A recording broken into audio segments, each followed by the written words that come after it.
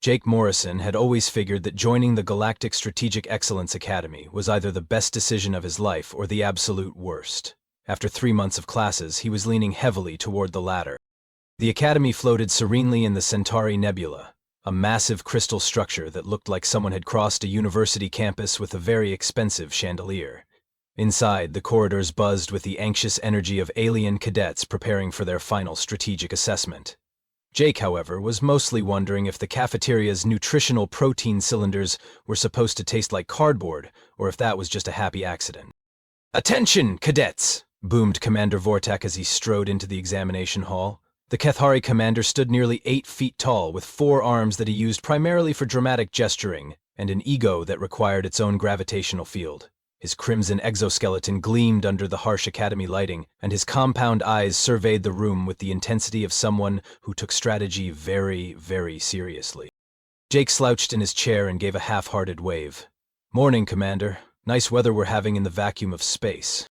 Vorthak's mandibles clicked in what might have been disapproval. "Human Morrison, I trust you have prepared adequately for today's examination."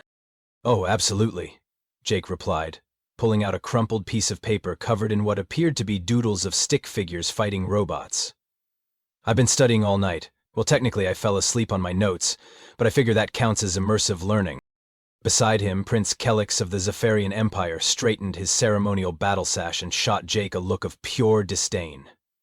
Kelix was the kind of alien who probably practiced his victory speeches in the mirror, complete with dramatic poses and wind effects.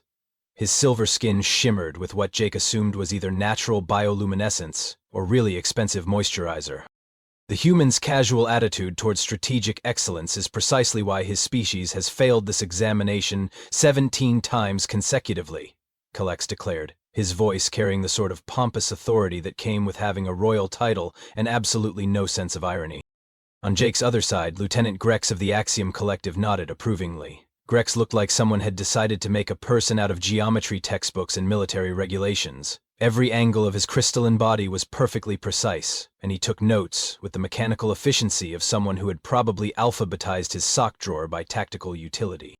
Statistical analysis indicates that human tactical methodology lacks the sophisticated complexity required for advanced strategic thinking, Grex stated, consulting a holographic display that showed Jake's academic performance in 17 different graphs. The probability of success is approximately 0.003%. Jake nodded thoughtfully. "So you're saying there's a chance?" Commander Vorthak raised one of his 4 hands, and the examination hall fell silent. The other cadets leaned forward with the intensity of students who had spent the last 6 months memorizing every strategic principle from Sun Tzu to Klaxon the Destroyer. Jake, meanwhile, was trying to figure out if his chair could spin. "Today's examination will determine your worthiness to serve as strategic officers in the Galactic Defense Initiative," Vorthak announced, his voice carrying the weight of cosmic importance. "You will face the most complex military simulation ever devised, incorporating 17 star systems, 43 fleet classifications, and strategic variables that have challenged the greatest military minds in the galaxy." Jake raised his hand. "Quick question. Are there snacks?" The silence that followed was the kind that usually preceded either laughter or ritual execution. In this case, it was definitely leaning toward the latter. "The examination begins in 5 minutes, Vorthak continued, pointedly ignoring Jake's question. "Previous human candidates have attempted this simulation using crude Earth tactics. All have failed catastrophically. I trust, Cadet Morrison, that you will not disappoint us with a similar display of strategic inadequacy." Jake grinned and gave a thumbs up. "Don't worry, Commander. I've got a feeling this is going to be really interesting." The holographic simulation materialized in the center of the examination hall like someone had decided to build a galaxy inside a snow globe. 17 star systems rotated slowly in the air, each one sparkling with the kind of detail that suggested the Academy's budget was either infinite or seriously mismanaged. Commander Vortak gestured with all 4 arms simultaneously, which was both impressive and slightly nauseating to watch. "Behold, the Nexus Crisis simulation. Each of you will command a faction in this complex multidimensional strategic scenario. You must manage fleet movements, resource allocation, diplomatic relations, and temporal logistics across all 17 systems while responding to random crisis events that could reshape the entire political landscape." Jake stared at the holographic display and slowly raised his hand. Sorry, did you just say temporal logistics? Indeed, Vorthak replied with the sort of pride usually reserved for parents discussing their children's first steps. The simulation includes time dilation effects, causality loops, and strategic decisions that can literally rewrite portions of the timeline. Only the most sophisticated military minds can handle such complexity. Around the room, alien cadets were already pulling out advanced tactical computers that looked like they could run a small planet. Prince Kellex activated a holographic battle planner that began displaying what appeared to be 17 different probability matrices simultaneously. Lieutenant Grex deployed a crystalline interface that immediately started calculating resource optimization algorithms, with the enthusiasm of a particularly mathematical zealot. Jake looked down at his crumpled notes, then back at the simulation, then at his notes again. So, just to be clear, we're supposed to manage 17 star systems, multiple timelines, and something called diplomatic quantum entanglement, and we have how long to do this? 4 hours, Vorthak announced cheerfully. Previous human attempts have typically resulted in complete civilization collapse within the first 30 minutes. The record for catastrophic failure belongs to a human named Johnson, who somehow managed to cause 3 separate galactic wars and accidentally invent a time paradox that erased his own victory. Impressive, Jake said, genuinely meaning it. I didn't know you could erase your own victory. That takes real skill. The simulation began with a sound like cosmic wind chimes having an argument. Immediately, the other cadets dove into their strategic planning with the intensity of surgeons performing brain surgery during an earthquake. Prince Kellex began constructing what he called his divine spiral of inevitable victory, which appeared to involve moving fleets in patterns that looked suspiciously like he was trying to write his own name across the galaxy. Lieutenant Grex started by calculating the exact resource requirements for optimal expansion across all 17 systems, taking into account 73 different variables, including stellar wind patterns and the migratory habits of space whales. His crystal body hummed with the sound of serious computation. Meanwhile, Jake was poking at his holographic interface like it was a particularly stubborn vending machine. Okay, so these are my ships, he muttered, watching a small fleet of blue dots appear near what looked like a solar system having a bad hair day. And these are the bad guys, I assume. Or maybe the good guys, hard to tell when everyone's just dots. The simulation's AI began speaking in the sort of calm, helpful voice that usually preceded either enlightenment or total system failure. Welcome, commanders. Initial crisis event. A rogue artificial intelligence has seized control of the Centauri trade routes. Diplomatic relations with the Vegan Confederacy have deteriorated due to a misunderstanding about tribute payments, and the Temporal Research Station in the Epsilon sector is reporting chronometer malfunctions that may or may not have already affected yesterday's events. Prince Kellex immediately began adjusting his divine spiral to account for what he called multi-dimensional political implications. Lieutenant Grex started recalculating everything from scratch, because his models hadn't accounted for temporal variables affecting past resource allocation. Jake scratched his head and stared at the display. After a moment, something clicked. Huh, he said quietly. You know what this reminds me of? He leaned back in his chair and grinned. The other cadets were so focused on their complex strategic calculations that none of them noticed the human had just had what might charitably be called an idea, or less charitably be called the beginning of a beautiful disaster. Checkers, Jake announced to nobody in particular. It's basically just really complicated checkers. Prince Kellex paused in his construction of the divine spiral of inevitable victory and shot Jake a look that could have frozen a small sun. Checkers? You dare compare this sophisticated military simulation to a primitive children's game? Well, not regular checkers, Jake said, poking at his interface with the casual interest of someone trying to solve a crossword puzzle. More like checkers if you had 17 boards, time travel, and someone kept changing the rules while you weren't looking. But still, fundamentally it's about moving pieces and taking territory. Lieutenant Grex's crystalline head swiveled toward Jake with mechanical precision. The strategic complexity of this simulation incorporates quantum probability matrices and multi-dimensional resource optimization. Your reduction to simple board game mechanics demonstrates a fundamental misunderstanding of advanced tactical theory. Maybe, Jake shrugged, then made his first move. Instead of carefully positioning his fleets according to some grand strategic vision, he simply moved 3 ships toward the nearest unoccupied system. Or maybe everyone's overthinking this. Commander Vortek, who had been observing from his elevated platform, leaned forward with interest. This was either going to be spectacular or catastrophic, and given human track record, probably both.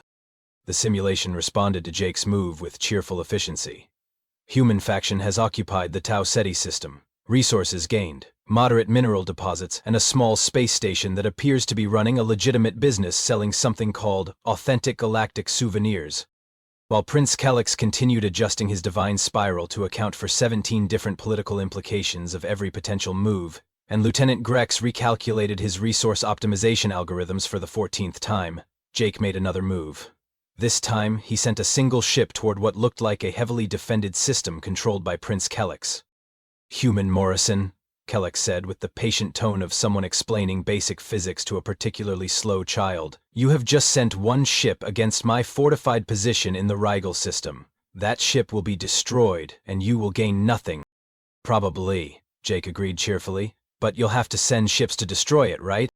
"Of course, but the tactical advantage remains entirely with—" Kellex stopped mid-sentence, as Jake simultaneously moved his main fleet toward a completely different system that Kellex had just weakened by redeploying forces to deal with the single-ship threat. "Huh," said Jake. "Look at that." The simulation announced the results with the enthusiasm of a sports commentator calling a particularly unexpected play. Human faction has successfully occupied the Vega system while Zephyrian forces were engaged in defensive operations. Zephyrian Empire has successfully destroyed one human scout ship. Strategic advantage, unclear. Lieutenant Grex's probability calculations began flashing warning colors. This outcome was not predicted by standard tactical models. The humans' apparent blunder has somehow created a net positive result through inefficient resource allocation. Commander Vorthak made a note on his holographic clipboard. Previous human candidates had tried to beat the aliens at their own game, constructing elaborate strategies that collapsed under their own complexity. This human seemed to be playing an entirely different game. Jake studied the display for a moment, then did something that made every military theorist in the room simultaneously confused and slightly nauseous. He deliberately sacrificed his entire fleet in the Vega system to a coordinated attack from both Prince Kellex and Lieutenant Grex. "Human Morrison," Commander Vorthak called out. "You have just lost approximately 60% of your military assets. Please explain your reasoning." "Well," Jake said, watching as the aftermath of his defeat triggered 3 separate cascade effects in the simulation's political systems. "Sometimes you have to lose the battle to win the war. Plus, I think I just accidentally started a trade dispute between the Zephians and the Axiom Collective over salvage rights." Indeed, the simulation was now displaying a complex diplomatic crisis as Prince Kellex and Lieutenant Grex began arguing over who had the right to claim the resources from Jake's destroyed fleet. While they were distracted by this unexpected political complication, Jake quietly moved his remaining forces to occupy 2 undefended systems that both aliens had abandoned, to focus on their new salvage dispute. "This is not how strategy works," Prince Kellex declared, his bioluminescence flickering with frustration. "You cannot simply sacrifice your assets and expect to benefit from chaos." "You're right," Jake nodded agreeably. "That would be stupid. Good thing I'm not doing that." But as the simulation continued, a pattern began to emerge. Every move Jake made looked like either a mistake or random luck, but somehow his position kept improving. He wasn't playing complex multidimensional strategy. He was playing playground politics, using the aliens' own sophistication against them. When they expected elaborate tactical maneuvers, he moved ships for no apparent reason. When they prepared for complex diplomatic negotiations, he accidentally insulted someone's mother. When they calculated optimal resource allocation, he traded his space titanium for what the simulation described as a collection of very shiny rocks and some surprisingly good coffee. "I believe," Commander Vorthak said slowly, "that we may be witnessing either genius or madness." "Why not both?" Jake asked, making another seemingly random move that somehow triggered a beneficial economic collapse in Prince Kellex's trade network. 30 minutes into the simulation, Prince Kellex's divine spiral of inevitable victory had transformed into what could more accurately be called the divine spiral of inevitable confusion. His silver skin had shifted to a distinctly greenish hue that Jake assumed meant either deep concentration or serious nausea. "This is impossible," Kellex muttered, staring at his holographic displays as they showed his carefully calculated political alliances collapsing like a house of cards in a hurricane. "According to every strategic principle taught at the Royal War College, the human's position should be untenable. He has no defensive formations, his supply lines are completely exposed, and his diplomatic relations are best described as accidentally hostile. And yet, Lieutenant Grex observed with the tone of someone whose universe was slowly unraveling, his territorial control has increased by 43% in the last 15 minutes. My probability matrices are generating results that mathematically should not exist. Jake, meanwhile, was humming what sounded like a children's song while moving his fleets in patterns that looked like he was playing tic-tac-toe across 3 star systems simultaneously. Every move violated at least 7 different tactical principles, and somehow each violation created new opportunities. The human has just declared war on the Andromedan Trade Federation, the simulation announced with its usual helpful cheerfulness. Simultaneously, he has proposed a mutual defense pact with the same faction and offered to sell them his entire fleet at a 60% discount. Commander Vorthak's compound eyes widened. Morrison, you cannot declare war and offer mutual defense to the same entity. That creates a logical paradox. Does it, though? Jake asked, genuinely curious. I mean, the simulation accepted it, so apparently it's legal. Plus, look what happened to their AI response protocols. Indeed, the Andromedan Trade Federation's artificial intelligence was now displaying what could only be described as confusion. Its response algorithms, designed for rational strategic behavior, were trying to process a simultaneous declaration of war and friendship. The result was a diplomatic message that read, "We accept your generous offer of mutual hostility and would like to purchase your fleet for use in defending ourselves against you." Prince Kellex watched in horror as this logical impossibility cascaded through the simulation's political systems, causing every other faction's diplomatic AIs to recalculate their relationships with increasingly bizarre results. This should crash the entire simulation. You cannot break the fundamental logic of interstellar relations. Apparently you can, Jake said, as his 60% discount fleet sale somehow resulted in him gaining control of the Andromedan Trade Federation's entire merchant marine. Who knew? Lieutenant Grex's crystalline body was now humming at a frequency that suggested either deep processing or an impending nervous breakdown. The human has somehow monetized warfare while simultaneously creating a military alliance against himself that he now commands. This defies the basic principles of logic. You know what your problem is? Jake asked, sending his newly acquired merchant fleet to blockade a system he'd never been to while offering free shipping to anyone who could prove they didn't exist. You're trying to play chess while I'm playing Calvin Ball. What is Calvin Ball? Prince Kellex demanded. It's a game where you make up the rules as you go along, Jake explained, as the simulation processed his non-existence verification shipping program and promptly created a new economic sector. The only permanent rule is that you can't play the same way twice. Commander Vorthak was now taking notes with all 4 hands simultaneously. In 20 years of military education, he had never seen anything like this. The human wasn't just thinking outside the box. He seemed to be playing with a completely different box that existed in a dimension the box manufacturers hadn't considered. The simulation's crisis events began escalating as its programming tried to cope with Jake's impossible strategies. New crisis event. The Temporal Research Station reports that yesterday's chronometer malfunctions have been solved by tomorrow's solution, which hasn't been implemented yet. Also, the space pirates in the Outer Rim have filed a formal complaint about unfair competition from legitimate businesses using questionable tactics. That doesn't make sense, Lieutenant Gregg stated flatly. Neither does selling your fleet to people you're at war with, Jake pointed out, but it worked out pretty well. Plus, I think I just accidentally invented time-traveling bureaucracy. Prince Kellex's Royal War College training was beginning to show serious strain. His divine spiral had devolved into what looked like a very expensive nervous breakdown expressed in holographic fleet movements. The human is not following any recognizable strategic doctrine. He appears to be making decisions based on random impulses and cosmic whimsy. Hey now, Jake protested mildly as he traded his entire mining operation for what the simulation described as a really impressive hat and some philosophical insights about the nature of ownership. There's totally a method to my madness. I'm just not sure what it is yet. The method, however, was becoming clearer to Commander Vorthak. Every seemingly insane move Jake made forced his opponents to respond using their sophisticated strategic training, but their training assumed rational behavior from all parties. When faced with beautifully irrational chaos, their complex systems began generating increasingly complex responses to increasingly simple problems.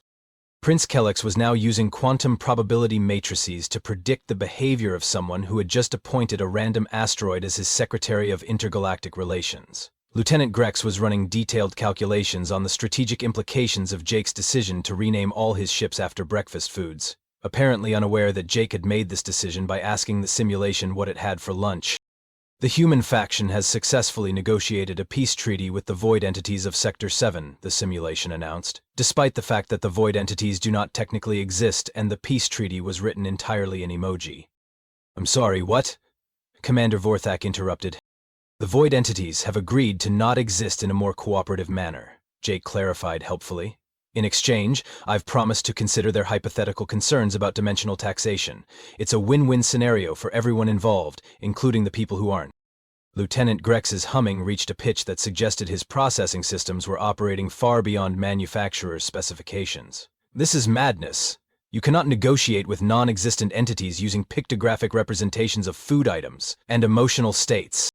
And yet, Commander Vorthak observed quietly, the simulation has accepted it, and the human now has exclusive mining rights in a sector that was previously considered completely inaccessible. The realization was beginning to dawn on everyone in the examination hall. Jake Morrison wasn't failing to understand the simulation's complexity. He was succeeding by refusing to be limited by it. 2 hours into the simulation, something beautiful and terrible began to emerge from the chaos. Commander Vorthak, watching from his observation platform, was the first to see it clearly. The seemingly random patterns of Jake's movements weren't random at all. They were creating a web of controlled chaos that was systematically dismantling his opponent's ability to think strategically. By the 7 moons of Kethera, Vorthak whispered, as the pattern finally became visible. He's been hurting them. Prince Kellex had just committed his entire royal fleet to defending a system that Jake had never actually threatened, while simultaneously abandoning 3 key strategic positions to chase what appeared to be a shipping error involving Jake's breakfast food-named vessels. The Zephyrian Empire's most sophisticated military minds were now engaged in a heated debate about the strategic implications of a ship called Captain Pancake, requesting docking permission at a space station that didn't exist. This cannot be intentional, Lieutenant Grex stated, though his crystalline voice carried a note of uncertainty that suggested his confidence was developing stress fractures. The human's behavioral patterns indicate random decision-making processes with no underlying strategic framework. Jake looked up from his interface, where he was apparently trying to trade his diplomatic immunity for a sandwich and the mineral rights to a small moon. Random? Grex, buddy, I'm hurt. There's totally a strategy here.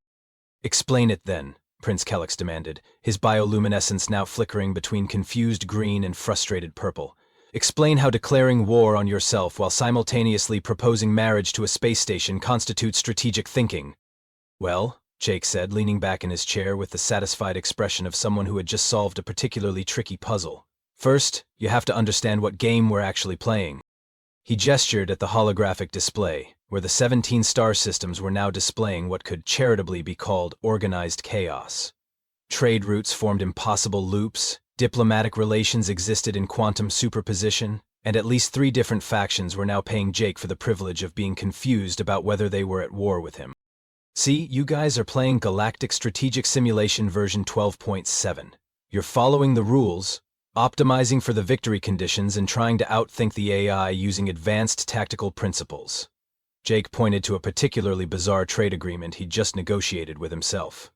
But I figured out about 20 minutes in that the simulation isn't actually testing strategic thinking.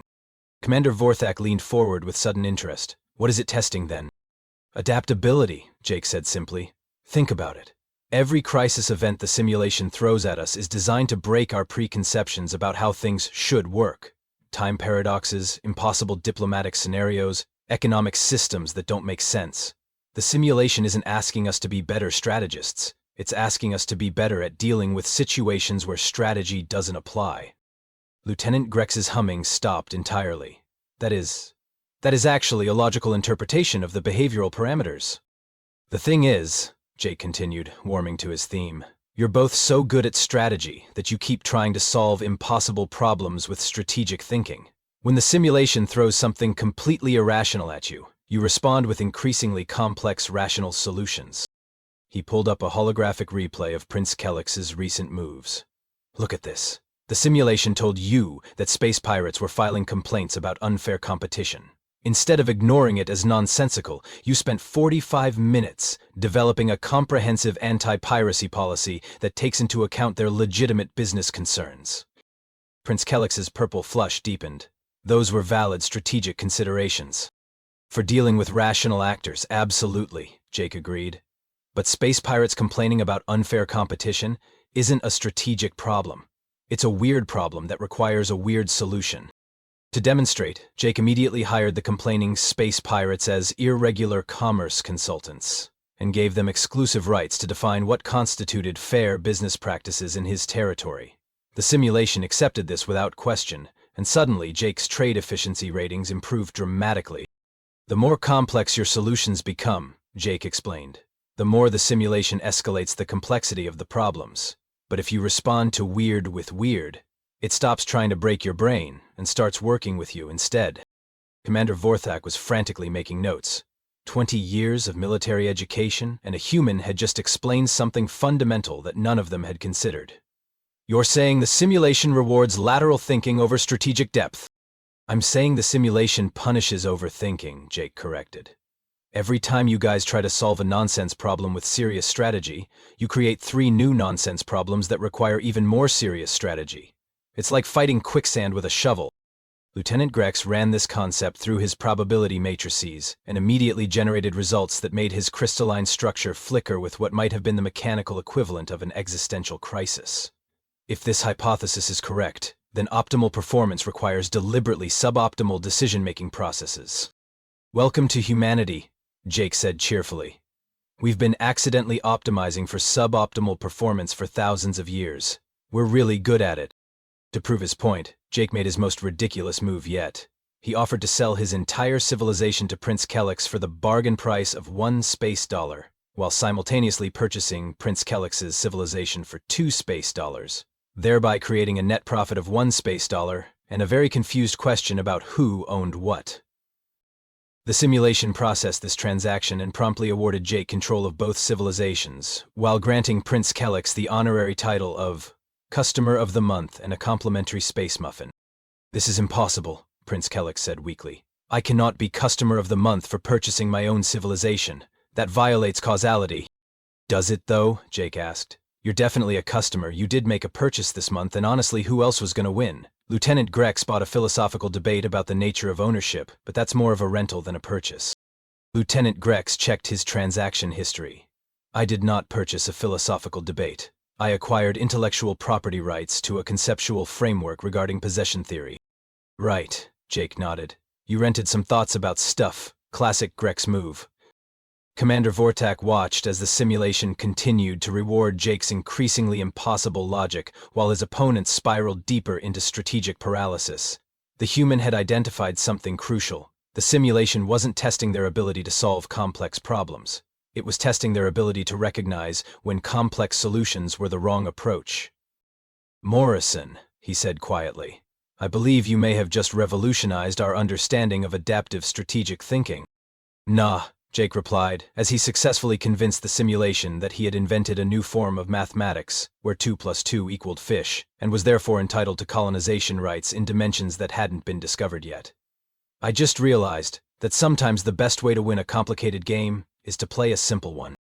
But as the final hour of the examination began, it became clear that Jake's simple game had created something unprecedented. A stable galactic civilization built entirely on mutually beneficial confusion, where everyone was simultaneously winning and losing in ways that made perfect sense to no one and somehow worked out great for everybody. The alien cadets stared at their displays in stunned silence, finally understanding that they had been watching a masterclass in applied chaos theory disguised as incompetence. When the simulation timer reached 0, the results were displayed with the ceremonial fanfare typically reserved for galactic treaties or really impressive explosions. Jake Morrison had not only won the examination, he had achieved what the simulation scoring algorithms described as victory +++, achievement unlocked. How did you even do that? His final statistics were a thing of beauty and mathematical impossibility. He controlled 43% of all territory, commanded the loyalty of civilizations that didn't exist, had somehow generated a net positive energy output from systems that were supposed to be resource sinks, and was listed simultaneously as the galaxy's most wanted criminal and its most beloved philanthropist. His diplomatic relations were described by the simulation as quantum-entangled friendship with everyone and no one. Prince Kellex stared at his own results, with the expression of someone whose entire worldview had just filed for bankruptcy. The divine spiral of inevitable victory had concluded with him technically owning his own civilization as a customer loyalty reward while being employed as Jake's secretary of unnecessarily complicated solutions. Lieutenant Grex's final position was even more surreal. His mathematically perfect strategic planning had resulted in him achieving complete statistical optimization of a civilization that had accidentally been sold to itself 3 times and was now paying taxes to its own subsidiary, which was somehow turning a profit. "This is unprecedented," Commander Vorthak announced, his forearms gesturing with what might have been admiration or the early stages of a nervous breakdown. "Cadet Morrison has not only passed the examination, he has achieved results that the simulation's designers considered theoretically impossible." Jake looked up from his interface, where he was apparently trying to figure out if his quantum diplomatic status entitled him to frequent flyer miles. "Cool. So I pass?" "You pass," Vorthak confirmed. "However, I must demand an explanation for how you achieved these results. The Academy's Strategic Council will require a full debriefing on your methodology." "My methodology?" Jake scratched his head and looked around at the holographic chaos he had created. "I guess I just remembered something my grandfather used to say about chess." "What did he say?" Prince Kellex asked, though his voice carried the tone of someone who suspected the answer would make everything make sense and nothing make sense simultaneously. "He said, the best way to beat someone at chess is to convince them they're playing poker," Jake replied. "But honestly, I think what happened here is even simpler than that." He gestured at the simulation results, where impossible trade agreements were generating impossible profits while impossible diplomatic relations maintained impossible peace. "You guys spent so much time learning how to think like the simulation that you forgot the simulation was designed by people who don't think like you." Commander Vorthak's compound eyes widened as the implications hit him. "Are you suggesting that this examination was designed using human strategic principles?" "I'm not suggesting it," Jake said with a grin that suggested he knew something wonderful and terrible. "I'm stating it as a fact.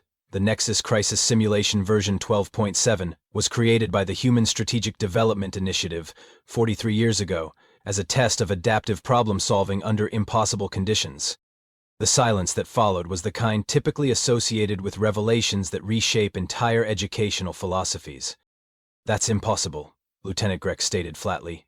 "The simulation incorporates advanced alien strategic concepts that humans could not have developed." "Yeah, that's the beautiful part," Jake continued, clearly enjoying himself. "The human designers knew they didn't understand alien strategic thinking, so they created scenarios that were specifically designed to break when approached with any kind of logical strategic framework. The whole thing was built to reward exactly the kind of chaotic adaptability that happens when humans have no idea what they're doing but refuse to give up." He pulled up a holographic display showing the simulation's core programming architecture.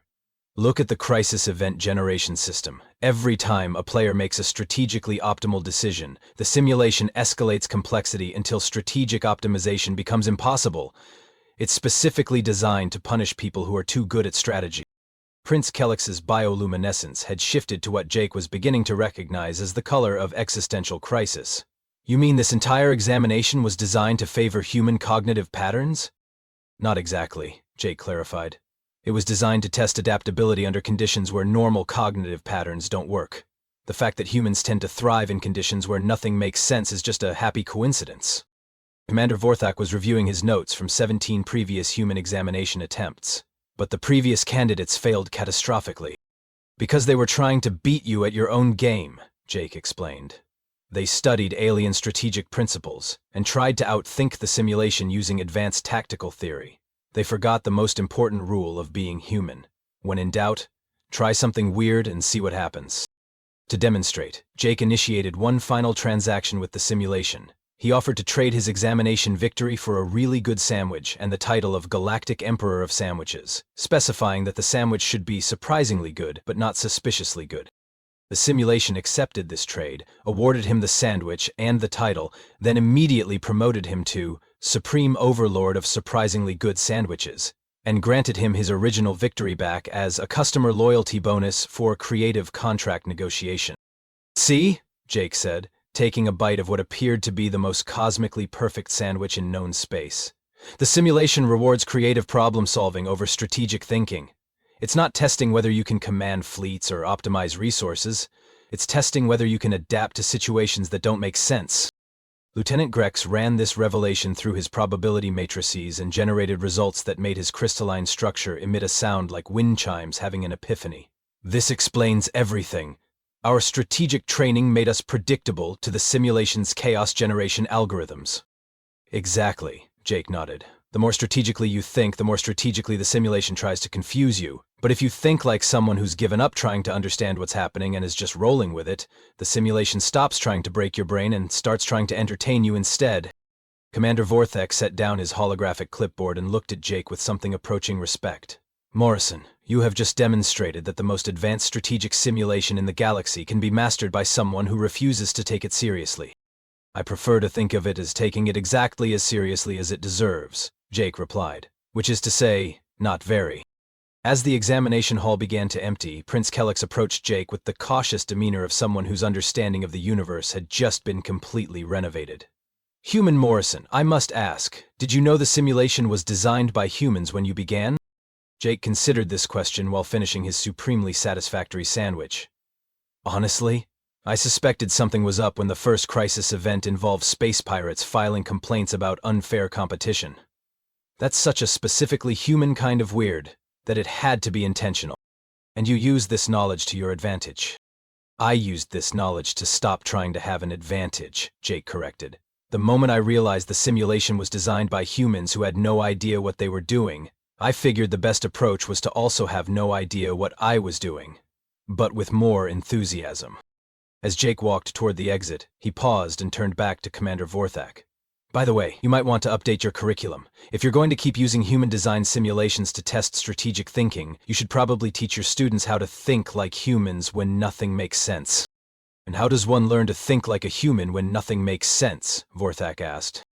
Jake grinned and held up his sandwich. Start with the assumption that everything's going to work out fine, then see what happens when you stop trying to control how.